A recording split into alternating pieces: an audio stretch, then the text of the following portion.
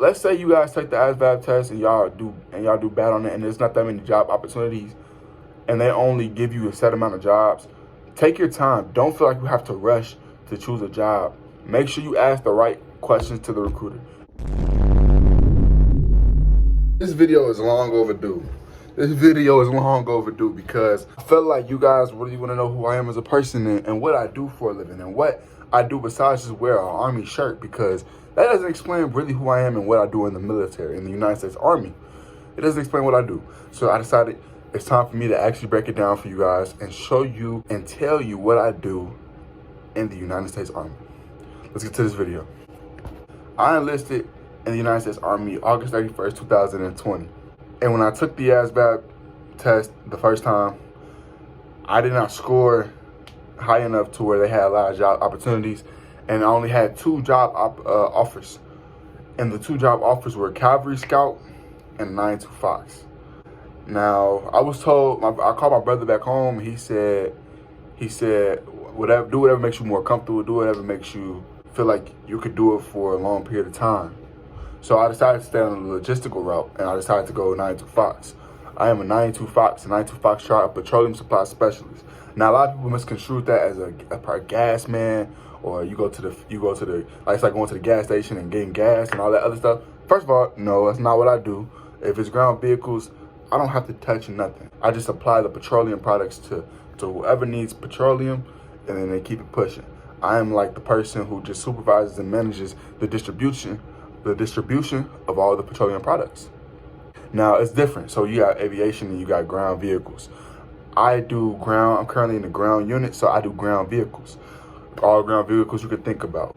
Now, you got people who do aviation, who just do strictly aviation operations. You got helicopters, Chinooks, Blackhawks, Apaches, things like that, okay? So it gets deeper depending on where they send you and where you gotta go. You gotta be ready for all mission capabilities. Now, when you're deployed, you're in a deployed environment like I recently was just that. Mission dictates, mission changes. Because in the Army, you don't just have one job. You never do, especially enlisted. You don't have just one job. So I mean that in multiple different ways. I could be a 92 Fox, a petroleum supply specialist who does, let's say, gas man work. Let's just say he does gas man work. He pumps up the vehicle, right? Let's say he does that gas man job. Boom. I find myself deployed. I might be doing something different. I might be counting MRE boxes. I might be doing other things. But let's just say I'm not doing a whole different job. Let's just say I'm doing just my job and I'm doing gas man work. It doesn't matter, because in the Army and you're in a deployed environment, my MOS requires us to do other things besides just pumping gas or just supervising gas being pumped out. It could mean carrying large things of equipment, slinging equipment together and sending it to other places.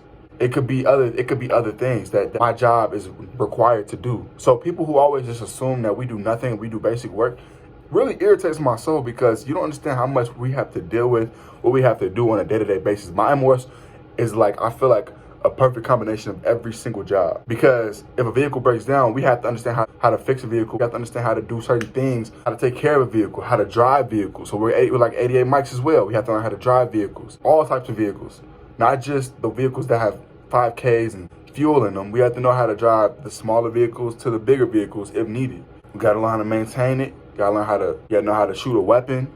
You have to know how to do a lot of things. You still have to have high PT scores. So it's like our MOS is like it's not, I wouldn't say grunt work, but it's like we have to be able to be grunt mentality if time needs to be grunt mentality. You gotta still know how to carry all these weapons, shoot at a proficient rate, have high PT scores, take care of your vehicles, know how to drive these vehicles. There's a lot of things that come with it. And then in a deployed environment, things can always change. Your job can always change. So people who just disrespect me and say 92 Foxes, or just all 92 Foxes in general, petroleum supply specialists, I feel like don't understand what it is that we really do.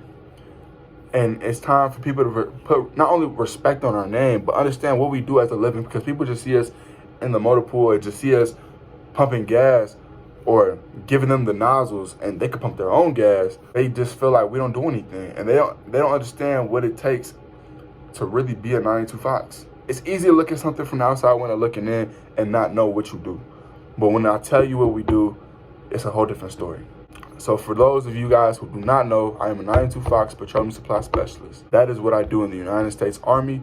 And I recently just got my GT scores up. I don't know if I'm gonna stay in this MOS much longer because at this point, I feel like I'm not mentally there to want to stay in as a 92 Fox. I feel like I want to keep moving throughout the different jobs to see what really fits me. I just feel like, me personally, I cannot be around petroleum products all day.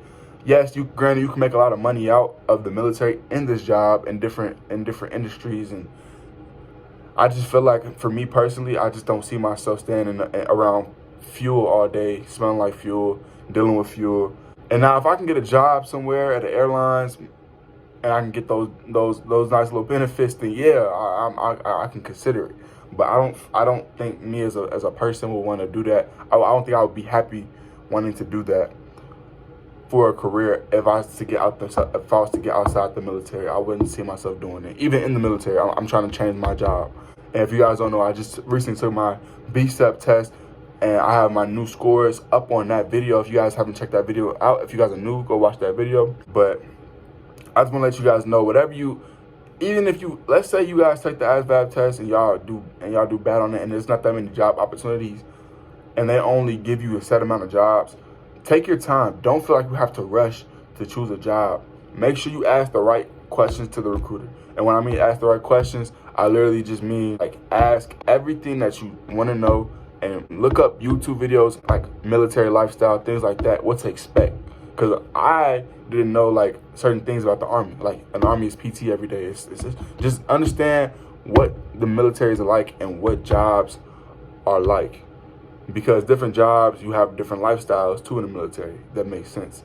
So just ask the right questions and don't feel like you have to be rushed into choosing a job. Because if your scores are not high enough, granted, yeah, you could just take it like how I did and then try to progress throughout your contract, yes. But you always have time to choose and to do things that you want to do in the military. Find a job that you feel like that you could deal with for a long, long time. Not just your original contract, but let's say, look at it from a perspective of, can I do this job for like 20 years? Can I do this job for 10 years? Not just the 3-year contract that you have. See, me, I was in a position where it was like I only had so much time left. I already took a year out of high school, all that. So I felt like I had to choose a job. And I drove like 2 hours, 3 hours out of the way from where I was living at, all the way over here. And I took my test, and it was 2 job opportunities. So I had to pick a job, kind of. I felt like I had to. But don't feel like you have to, okay? Because you don't want to end up like me, trying to scramble for all these loose pieces. Granted, it's possible, but it's a lot more hassle. So just always realize that. Don't be rushed to do anything. It's your world. It's your time. Do it how you want to do it. Make sure you like, share, subscribe if you haven't already. Please join the family. Until next time, Javon Stories out.